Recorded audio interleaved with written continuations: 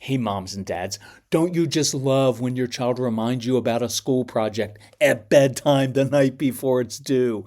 With Skylight Calendar, you can avoid those last minute oops moments. It visually displays your family schedule in one place with different colors for each family member, so you can eliminate those last minute surprises that upset your kids. Skylight Calendar is a Wi-Fi connected digital display that syncs seamlessly with all your calendars and visually showcases your family's schedule on an HD touchscreen. You can manage events, chores, and grocery lists on the go with the free Skylight app. This is a game changer for families like ours. And your happiness is Skylight's happiness. So if in 120 days you are not 100% thrilled, you can return it for a full refund, no questions asked. This is a great Mother's Day gift. And right now, Skylight is offering our listeners $30 off their 15-inch calendars by going to skylightcal.com/calm.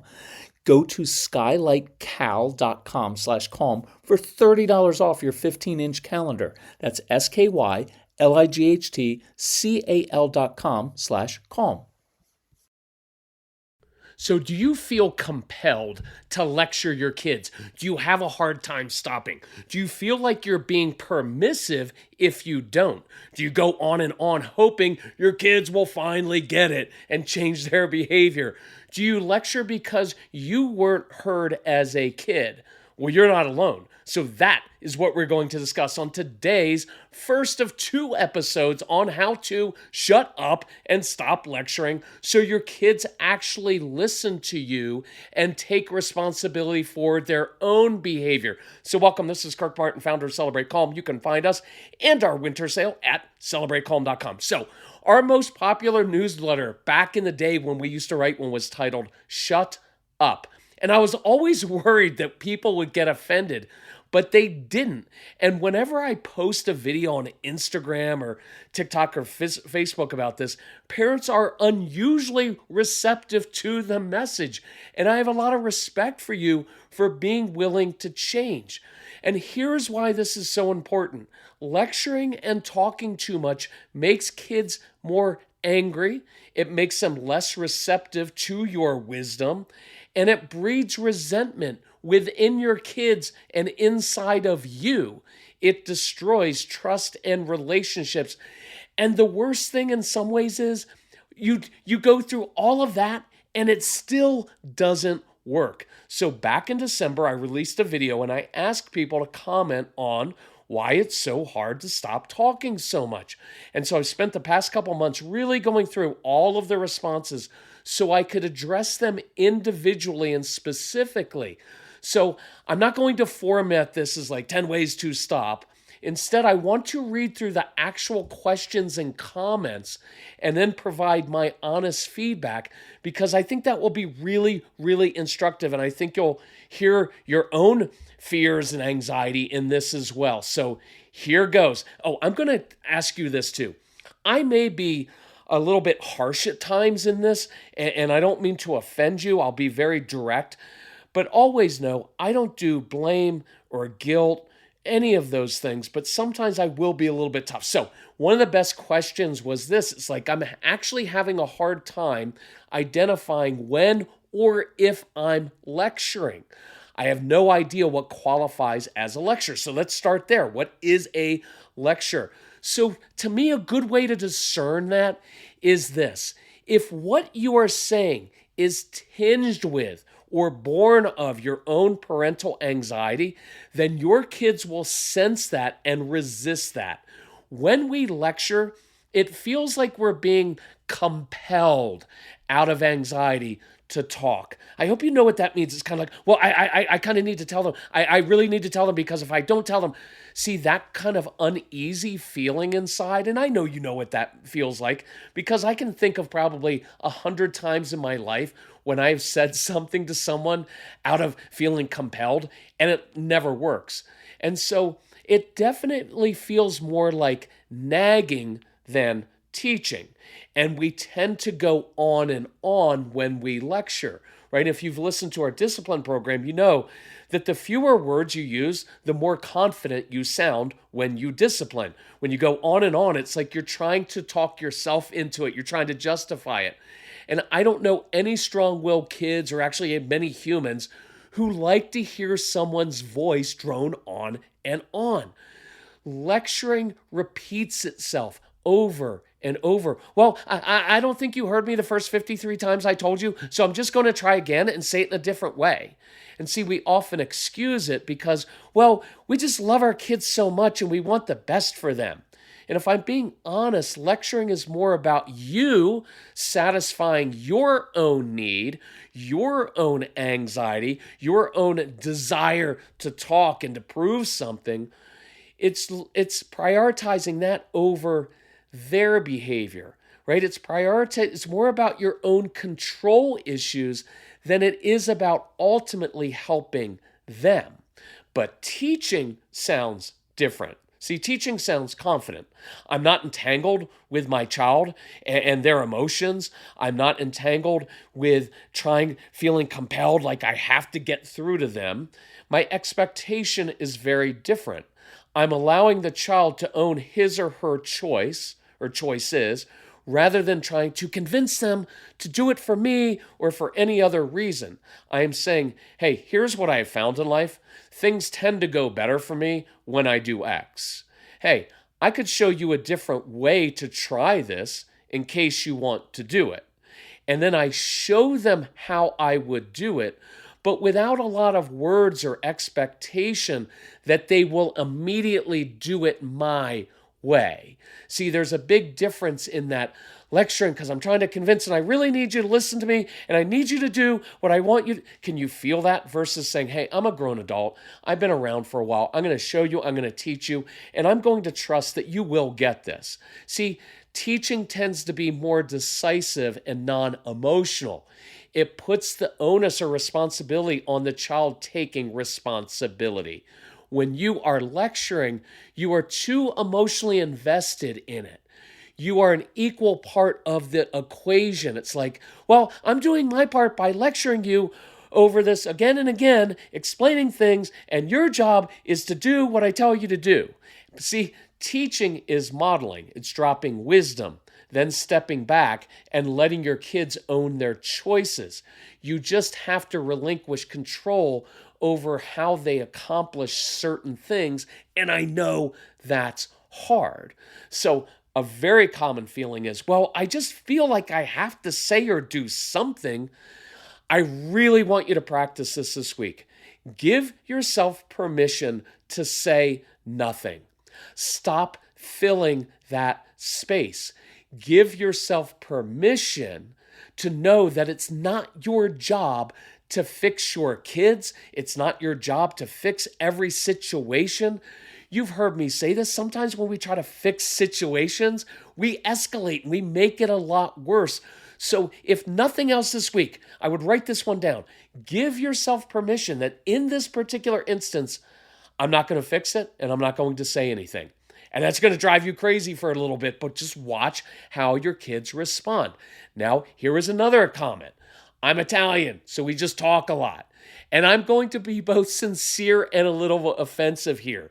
So, look, you can't make excuses for this because I could say the same thing. Well, I have ADHD. I'm neurodivergent, and that just means I talk all the time.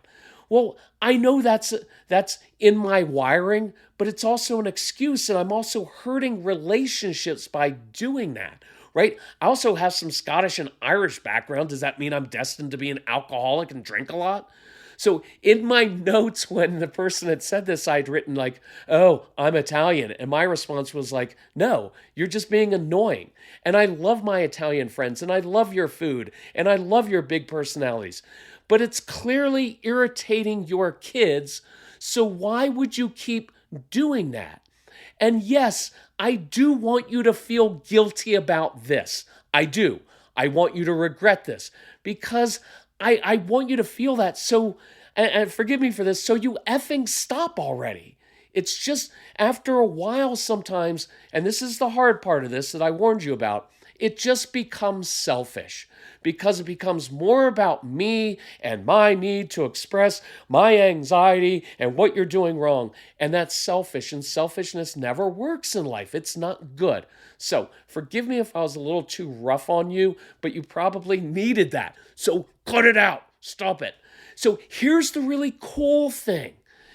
And here's the first negative thing, right? If you continue doing that, you're just teaching your kids to be as annoying as you are, not having any self-control or self-discipline, because you're just impulsively blurting out lots of words that don't help.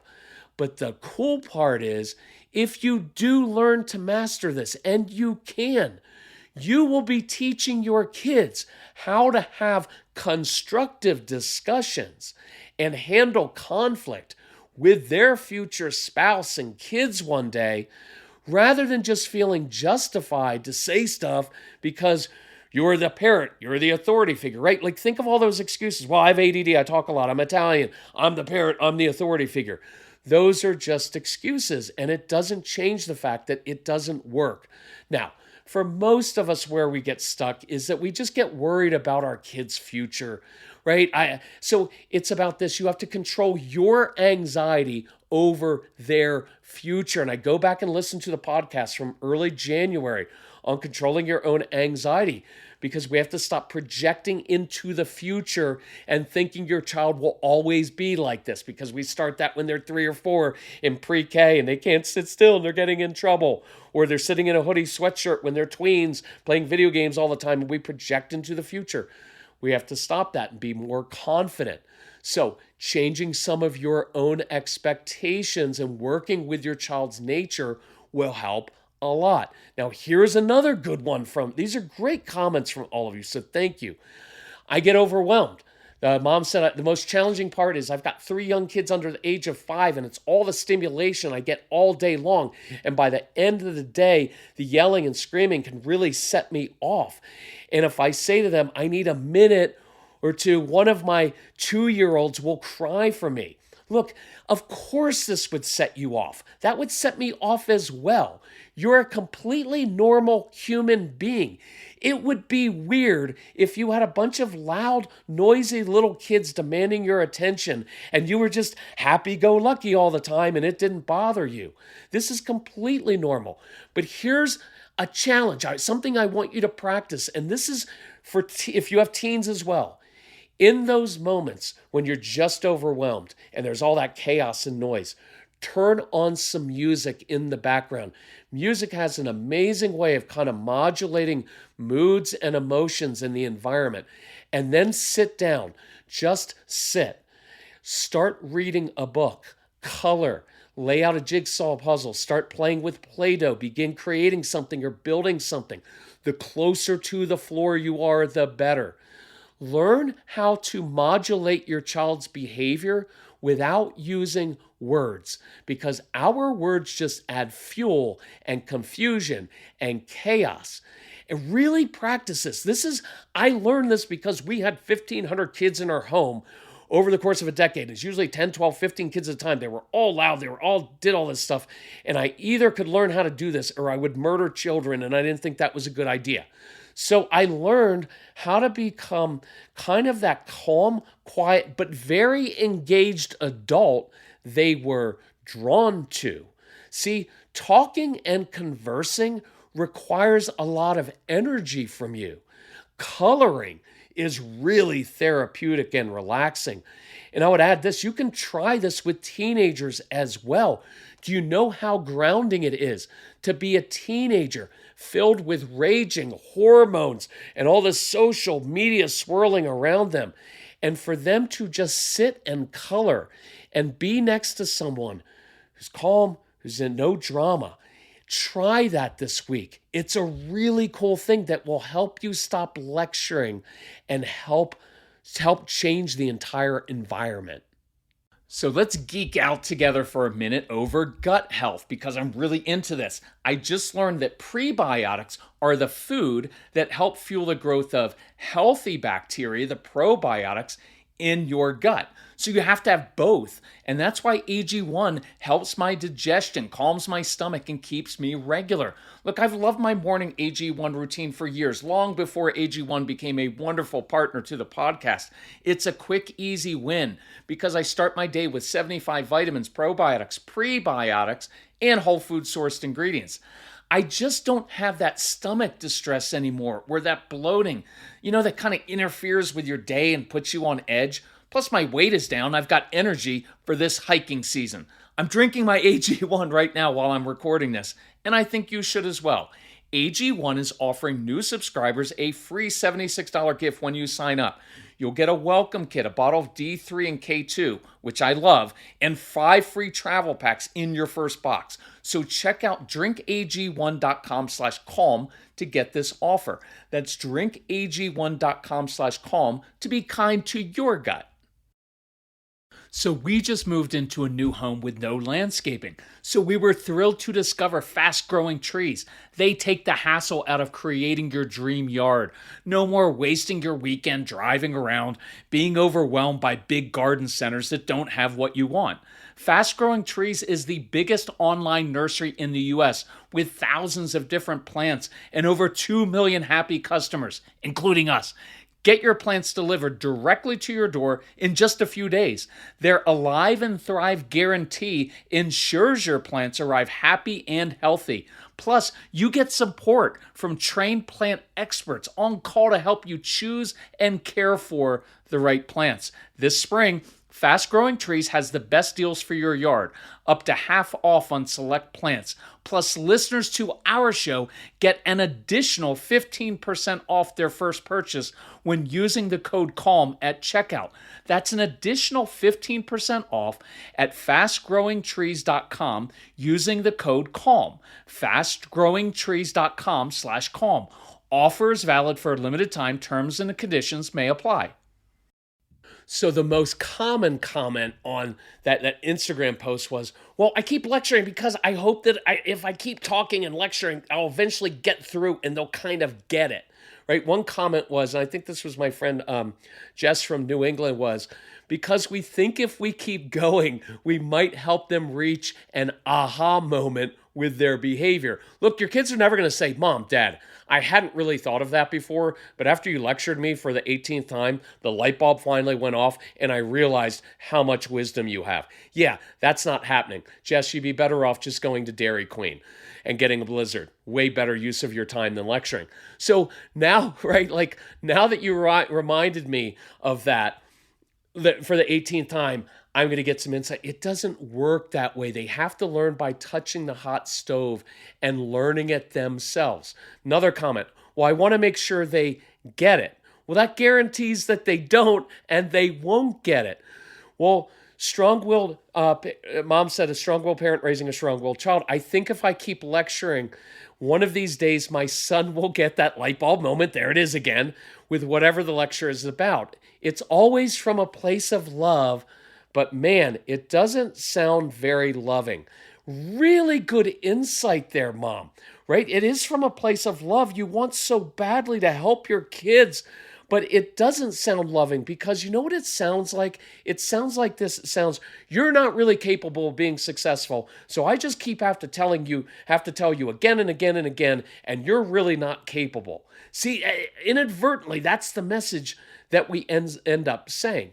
So a person said, for me, it's because I feel like my message is not getting through, so I'm trying to explain and re-explain into what for them is a lecture. For me, it's just trying to get them to understand. But talking about it endlessly won't work. Discipline means to teach. So think about this instead. Instead of a lot of words and lectures, how can we show and teach kids a different way to handle situations? You know, we talk about giving kids tools to succeed. So I give them a challenge. I create a success. And then I give a lot of energy to, oh, that was a really good choice. Love how you handled that. Remember the rewind and replay example for younger kids.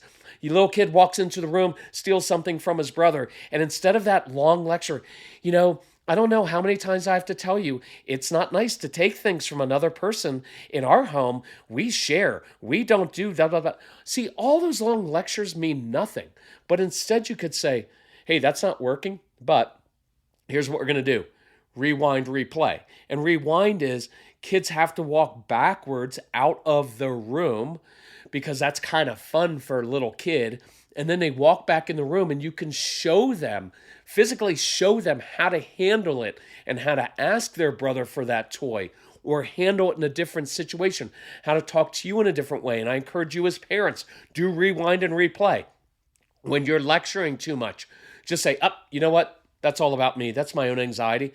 I'm going to rewind and replay. And so you walk back out of the kitchen where you were just lecturing, and you walk back in and you notice something positive that they're doing.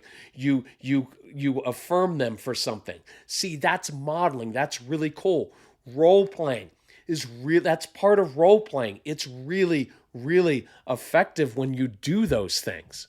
So, you can add an apology to that, because I just thought about this. There was a time I remember Casey came down the stairs and he was younger, and I was immediately on him like, hey, did you get your schoolwork done? Why'd you wait till the last moment? And then I realized that was all about the fact that I was behind on my own work. So I stopped and I said, Case, I apologize. That wasn't about you. That was about me. And see, I'm modeling for him how to handle my own behavior. Practice saying this sometime. I love that. Child comes to you and says something. And instead of responding with the immediate, let me give you lecture 43B on how to make good friends. Instead, you say, hey, I appreciate you sharing that with me. Hey, right. And inside I'm saying, right now, I want more than anything to launch into my 3 favorite lectures so I can help you avoid making bad decisions. But instead, I'm going to go work on something in the garage, the basement, the kitchen. So instead you say, hey, I appreciate you sharing that with me. I've got some ideas about that if you want to come grab me later. See, and then you walk away, and I'm demonstrated, I hear you, I do have something to say, but I'm going to give you power over when and if I share that. It's in your court now as the child, instead of me dumping all my fear and anxiety on you. That is very, very powerful. But just don't be offended if they come in later. Okay, what are your stupid ideas? Because that's what it might sound like. And you can drop wisdom on them. One of my favorite phrases you've heard me say is like, hey, I've discovered something in life. It's that when I do X or when people do X, it tends to work out a lot better. And then I tend to walk away or change the subject, and I give them space to process that themselves rather than dumping it into a long lecture with all this pressure. So dig into this a little bit. Why does their behavior make you feel like you have failed or you are doing something wrong? Why does their behavior trigger you so much? Why do you have to fix their behavior or how they do things? And I just saw this comment on Instagram about an 11-year-old boy getting out of the shower, leaves his wet towel and clothes on the floor. And I mean, what do you expect? This is what kids do. They aren't grown adults. And yes, I know the wet towel makes his comforter wet and it'll be uncomfortable later, and that bothers you so much. And this is hard because you're thinking inside, this isn't so difficult. Just hang up your towel. It's not hard, son. But for some of you, it's that when your child goes to take a shower the next day, the towel's still going to be wet, and that icks you out. Because who wants to dry off with a cold, wet towel? And so you see, it's easily fixable, and you mention it. But it's just wasted words. Well, won't he grow up to be a slob? In my experience, no. Unless your home is a wreck and you're a hoarder. But at some point, your child's going to live on his own and either make it orderly, or someone will make fun of him, or a girlfriend will call him a slob, and at 23, he'll become a neat freak, right? But if he doesn't, who cares? It's not like any of your lectures really help. And I've mentioned before, our son was horribly messy as a kid, and he's completely organized now as an adult. That's just your own anxiety. Look, I'd rather you not lecture and nag, and instead, when your child is at school, just go in and pick up the towel, tidy up for 5 minutes. Everybody will be happy. No one will have gotten lectured. Well, aren't I enabling him by picking up everything for him? No, not unless you do that in every area of his life, but just going in quietly and happily to make yourself feel better and do this is a form of modeling, and it just works better. So chill a little bit. Another comment. Hey, I do it because nothing's working. It's hard because we don't believe they're listening when a negative pattern continues, and I completely get that. And that's why I'd rather isolate the behavior and think, what specific tools can we give our child to make different choices in this particular situation? And maybe you break it down into smaller parts and create a success or get a small win. Look, if you're asking your kids to do 3 chores and they don't do any, start with 1. Make it a challenge, make it a fun, and then affirm them for that. But let's move on, and then you can move on to another pattern, but keep modeling it. A mom had said this. I just asked my 13-year-old daughter this question because I was curious what her response would be. And I said, how does it feel when we're lecturing you? And she said, it feels terrible and it doesn't help. And mom asked, well, why do you feel like it doesn't help? Listen to the response from the daughter. Because you're talking and it doesn't fix anything. And it just makes me feel worse. You're just telling me things instead of helping. That's really good insight. And we talk about that all the time. It would be better to not say anything at times, even to say, you know what, I don't know what to do right now, and give it time and space. But too much talking when kids are upset makes them even more upset. They need action steps, not more words. When your kids are doing something wrong when they're upset, don't be moved by it. Don't be surprised that kids are acting like kids. Instead, you come alongside and acknowledge and then give an action plan. Yeah, that stinks for sure. Hey, here's something to think about. Hey, I've found it often works best when I do this. And then you walk away and give them space to process it. The only real time you should be talking a lot is if your kids ask you questions. But even then, I start out short and sweet. Or when you're in if you're in a genuinely good two-way discussion that isn't driven by your anxiety or your agenda, by all means, talk. But another way to tell if you're lecturing or teaching is if you feel like you have an agenda or outcome you are emotionally invested in. I really, really want my child to hear me, so they do X or Y. See, that's kind of a red flag that it's going to backfire. And that's when I try to back off and then invite them and I give action steps. So let's end there. I hope I fit a lot of things in for you to begin thinking about this week, begin practicing. And then in the next episode, I'm going to go through, well, what happens when my teen isn't saying anything and I need to break the silence? What about feeling like I'm being permissive if I don't say something? Some parents have said it's how I process or let off steam. I was never given a voice as a child. So we'll go through that. But this week, next few days, let's practice this. Give yourself permission to not say anything or fix things. Work on your own anxiety. Practice sitting and leading kids to a calm place. Do the coloring thing. Try that thing this week of like, hey, I've heard you. I've got some thoughts on that. Why don't you come grab me later and I'll be glad to share with you. Try that this week and just watch how it works. Moms and dads, if we can help you, let us know. I thank you for working so hard at this. Thank you for breaking those generational patterns. And love you all. We'll talk to you next time. Bye-bye.